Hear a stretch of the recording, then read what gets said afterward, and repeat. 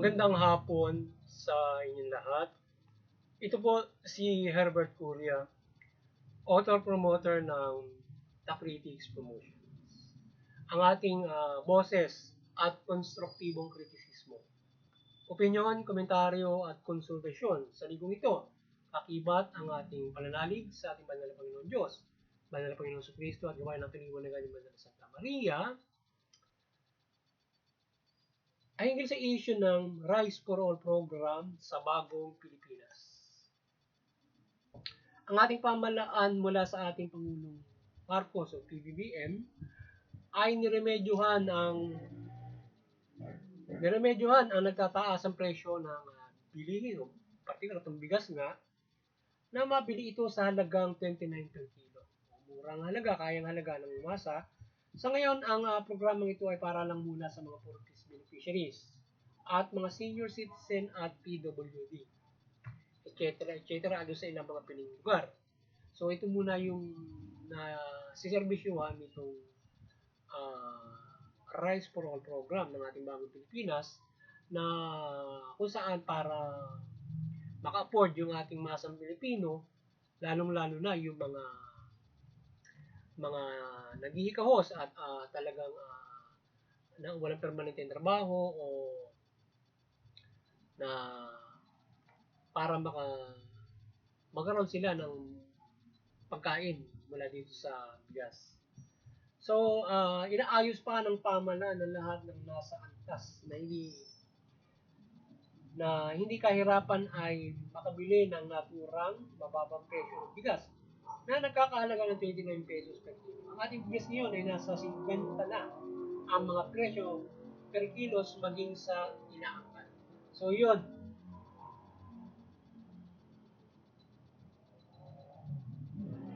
So, inaayos na ng pamahalaan itong kanilang programang ito ng Rice for All para doon nga sa ating mga kababayan na nag-iikaw. So, para maging affordable ito for everybody, lalo na particular doon sa mga naghihirap natin kuman. Iba kasi, kaya naman nila yung 50 pesos pataas.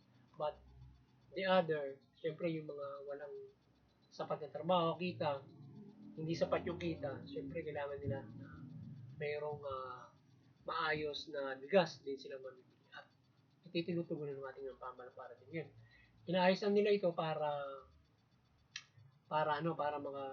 maibigay na ito sa lahat ng sa masang Pilipino. Hindi kasi ngayon, hindi ka like other ngayon, may piling dapat lamang muna ng mga serbisyuhan at mga lugar. Kaya pag naayos nila, lahat na makaka-afford yung ating mga kababayan.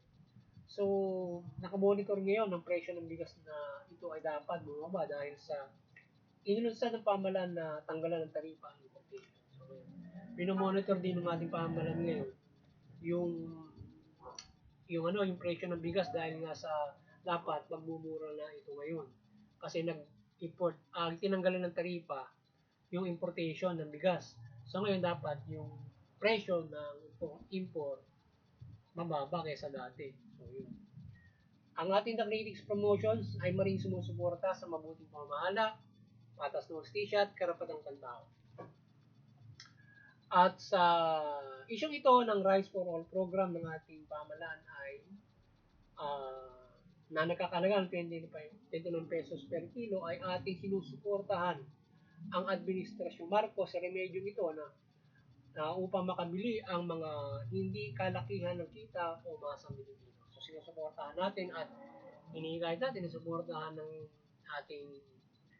mamayang Pilipino, lalo yung masang Pilipino, itong programang ito ng ating Pangulong Marcos para maka-afford yung mga mabababa yung kita, lalo yung nasa 4-piece at mga kagaya na nasa 4-piece na hindi naka-enroll doon.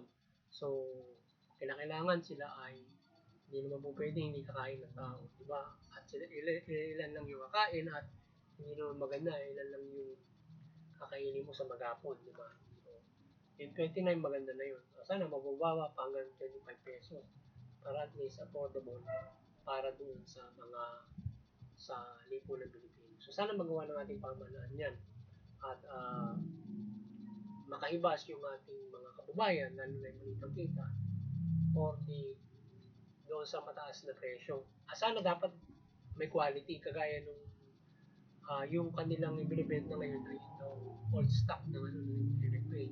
So, gawin na yung sana yung quality na mabibili ng NFA ay ibili nila ng mura na halaga parang mai-subsidize ng government na at magawa ng ating pamahalaan na makabili ng bigas na maibenta nila ng mura at quality pa. Diba? Mula doon sa ating magsasaka. Kaya ganun para or else import sila para na may pagbili nila ng 29 pesos sa libo na Pilipino para makasabay o kumain yung mga maliliit ang kita, di ba? So, ang programa ito ng pamahalaan na ay kanilang dapat mailusad ng maaga upang ang maraming nasa Pilipinas ay makabili dito. So, mataas ang presyo ng bigas at ito ay pangunahin ang kinakain ng mga Pinoy kung kaya dapat magkaroon ng mahusay na sustainable supply at affordable rice ang ating pamahalaan. So, dapat ay masustain ang ating pamahalaan itong pagbibigay ng ganitong klase ng quality at menos ang presyo ng bigas. At syempre dapat sustainable ang rice supply ng Pilipinas from our own production.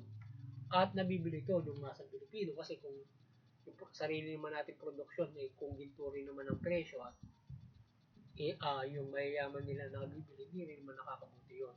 So kaya dapat gawin ng pamahalaan na yung rice production maging fair siya to sell for that at affordable prices ng ibang mga Pilipino.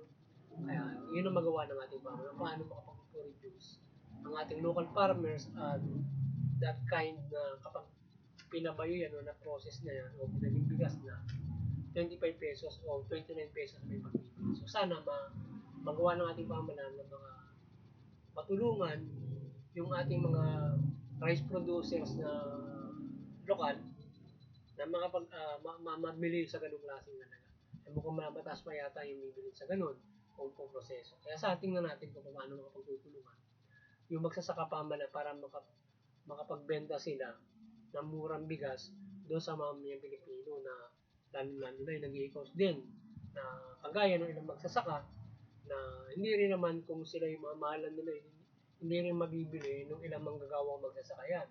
So ang makabibili na mga nasa agrarian yung may-ari ng mga sakahan. Pero kung manggagawa ka ng sakahan, hindi mo na rin mabibili yung bigas na tinatanim mo. Kasi kung mahal na sa output yun. Di ba? Kaya dapat ay yung pagkaroon ng mahusay na ugnayan yung ating rice producer, magsasaka at yung ating pamahalaan, para maibenta ito ng 29, 30 pesos o mababa pa dyan sa merkado para mabili ng mamamayang Pilipino mula doon sa 4 piece at saka doon sa mga ilang hindi sapat yung kinikita ng minimum wage o even minimum wage na bibili yun. So dapat tingnan ng pamahalaan para magtulong. Kasi kung yung magsasaka ay puproduce ng mahal din na bigas, hindi rin kaya nila hindi rin nila tutulungan yung lipo na Pilipino at lalong-lalo na rin yung nag-i-cost. Kaya dapat maghanap sila ng magpuproduce na kaya rin bilhin ng mamamayang Pilipino na nag-i-cost din. At magiging magsasaka rin na manggagawa para mabili nila rin yun. Kasi kung ganito rin nila yung pagbibili yun, hindi rin naman nakabubuti ang kanilang pag-produce ng palay kung makapag-produce ng rice kung gano'n kamahal din yun. Diba? Mas manaisip mo pa kung import yung ating pamahalaan para ibenta ng mura kaysa bumili tayo sa local farmers. Diba? Maibebenta nila yon doon sa mga mayayaman kung gano'n kamahal yun. Diba? So, di ba dapat ganun yung usapin doon? Kasi nga, tinututulan ng local farmers yung pag-import pero ang mahal-mahal ng bilis nila hindi kayang bilhin ng masang Pilipino. Diba? Paano gagawin ngayon ng local farmers? Maibenta nyo sa masang Pilipino yan, yung pinoproduce nyo. Yung kung pipresyo na mahal yan, hindi nakakayanin yun. Makakakaasa ang ating masang Pilipino doon sa mga in-import na mura, may inibenta, quality pa. Diba? Kaya dapat, solusyonan ng NFA yan, at saka ng ating pamalaan, how to kung paano makatutulong sa magsasaka at yung magsaka ay makatutulong at that kind of price, di ba? So yun. Dahil kasi kung mas mataas pa rin, mahirap nang bilhin siya ng mga sa Pilipino. So ang ating pamahalaan ay itong NEP ay pag-ibayo nito ang serbisyo nito na makabili ng bigas na may ibenta ng 29 per kilo para ma-resolve ang mataas na presyo ng bigas. Kaya natin nasabi kung paano. So naway ang pagpapala ng Panginoong Diyos at Kristo sa pagkaloob sa ating bansa at pabigyan tayo ng bigas sa sabot kayang halaga. So, sana pagpalain tayo ng Panginoong Diyos na ma-afford natin yung halaga at makapag-produce ang ating pamahalaan sa bigas na kayang bilhin ng masang Pilipino. So muli, yung kaliwanagan ng Banal Santa Maria ay gumabay sa ating lahat, mula pamahalaan at mga Pilipino, yung pamahalaan, mamahal na matuwid, mabuti, tugunin yung karapatang pantao at iwasan yung pang-abuso, korupsyon. Yung mga mayan, iwasan yung paglabag sa batas sumunod sa pamahalaan. Suportahan yung mabuting pamamahala, patas ng sinsya at karapatang pantao. Sa ngayon, tayo ay makapumuhay ng mapayapa at ulan. So, maiwasan natin tayo makapanapantay ng lubos at hindi tayo makapagkakatasan. So, muli, magandang hapon sa inyo lahat. At sana nakapagabos naman ang Tangritics Promotions ng konstruktibong kritisismo, opinion, komentaryo at konsultasyon. Sa ngayon, magandang hapon sa inyo lahat.